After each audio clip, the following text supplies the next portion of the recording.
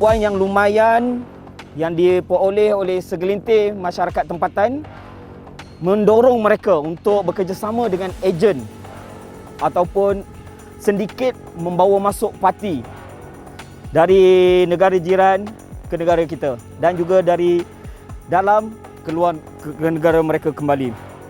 Tanpa rasa bersalah, golongan ini menerima sejumlah wang yang sangat besar daripada sindiket pendatang asing tanpa izin bagi melicinkan pergerakan masuk dan pulang migran secara haram.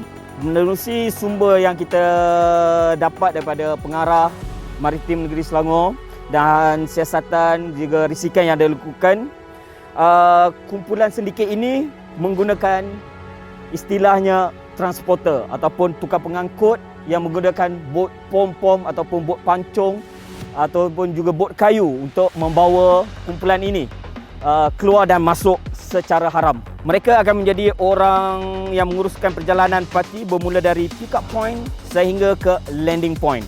Perjalanan penyelundupan ini kadang-kadang menggunakan bot yang boleh memasukkan 20 sehingga 50 orang parti di dalam sebuah bot untuk dibawa pergi dan balik. Jumlah yang dikenakan bermula dari RM1,300 sehingga RM5,000.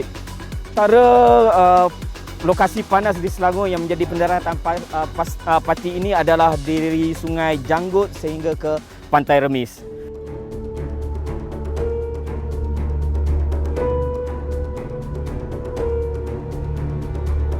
Ya, kebanyakan apa yang kita kesan MO kemasukan parti di dalam negara ni, dia merupakan orang cakap jenayah yang kita kata dia terancam lah. Kita sebut jenayah sebab apa, ada perhubungan di antara ejen di dalam negara kita dan juga di negara Indonesia.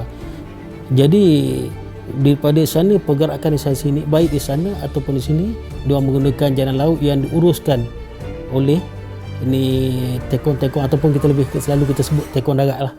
Diuruskan untuk menguruskan bot, cari orang menguruskan bot dan daripada pick up point hingga ke landing point dihantar. Itu cara dia. Daratan di kawasan negeri Selangor adalah bergantung kepada pick up point di Indonesia. Jika parti bergerak dari Pulau Rupat, pendaratan biasanya akan berlaku di kawasan sekitar Pantai Morib dan Sungai Langat. Manakala parti yang datang dari Tanjung Balai akan mendarat di kawasan pantai sekitar Kapar dan Tanjung Karang. Berdasarkan maklumat yang diterima Agensi Penguatkuasaan Maritim Malaysia, Maritim Selangor, sindiket parti menggunakan kenderaan e-hailing sebagai pengangkutan. Berdasarkan soal siasat, parti mengakui membuat bayaran kepada pemandu e-hailing dan orang tengah. Apa yang pasti, pemandu yang menerima bayaran dari RM50 sehingga RM400 itu mengetahui tugasan yang dilakukannya kerana dia sendiri yang menghubungi parti untuk dihantar ke lokasi yang ditetapkan. Sindiket juga dipercayai merasuah penduduk setempat dengan berperanan sebagai tonto atau mata-mata. Ada beberapa lokasi panas di Selangor untuk lokasi pendaratan parti, antaranya di Sungai Janggut ke Pantai Remis. Kawasan itu menjadi satu tempat yang khusus untuk lokasi mendarat kerana lokasi terbabit dengan jalan keluar berhampiran memudahkan kenderaan e-hailing selain jauh daripada rumah penduduk kampung. Disyaki ada warga tempatan di kawasan itu berperanan sebagai tonto dan mereka menerima duit kopi sekitar RM200 hingga RM300. Sejak tahun 2019 hingga Julai tahun ini, 3 warga tempatan berusia lingkungan 25 hingga 40-an telah diberkas kerana didapati berperanan sebagai tekong darat dan transporter.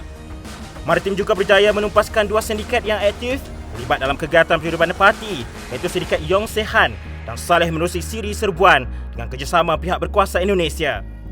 Tindakan diambil di bawah Akta Immigration 1959, Surut 63 serta Akta Anti Pemandangan Orang dan Anti Penyeludupan Migran Aktif SON 2007. Dalam isu sindiket ni, dia memang melibatkan juga orang tempatan dan juga ada yang dibayar untuk sebagai kata-katakan tonto. Jadi bagi saya, kalau sebelah pihak saja, jadi kemasukan parti ni dia tidak berlaku orang cakap yang ibarat kita cakap ni macam tak tepuk sebelah tangan kan. Sebab ada kerjasama. Jadi bila kita nampak kerjasama, jadi memudahkan perjalanan, pergerakan orang daripada darat ke laut dan juga ke darat. Setiap pelakuan jenayah yang dilakukan pasti ada kesan buruknya dan ia diakui seorang lelaki warga tempatan yang bersekongkol dengan sindiket parti. Dia yang hanya mahu dikenali sebagai Luqman 40-an mendakwa mula terjebak dalam kegiatan itu sejak tahun 2015 dan dibayar upah untuk menguruskan parti keluar dari Malaysia. Dia menerima RM50 bagi setiap parti yang hendak pulang dan boleh mendapati ribuan ringgit sebulan.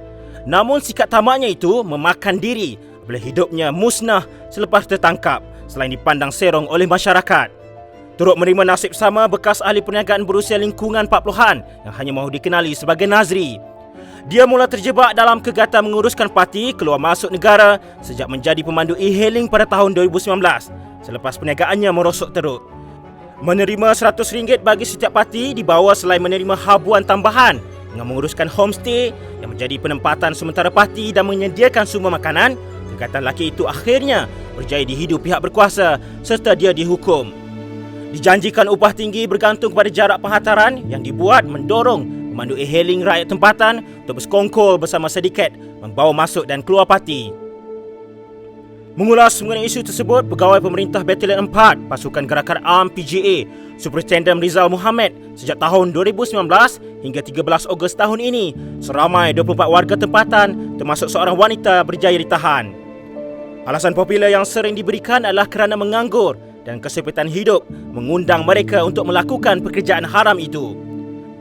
Dedah Rizal, pihaknya berjaya menumpaskan 8 sindiket parti sejak tahun 2019 iaitu Sindiket Along, Uman Saleh Rama, Unus Botan Ichan, Ricky Harry, Pami dan Myanmar Bertam. Kepada penganak-penganak negara ni, saya memberi amaran keras.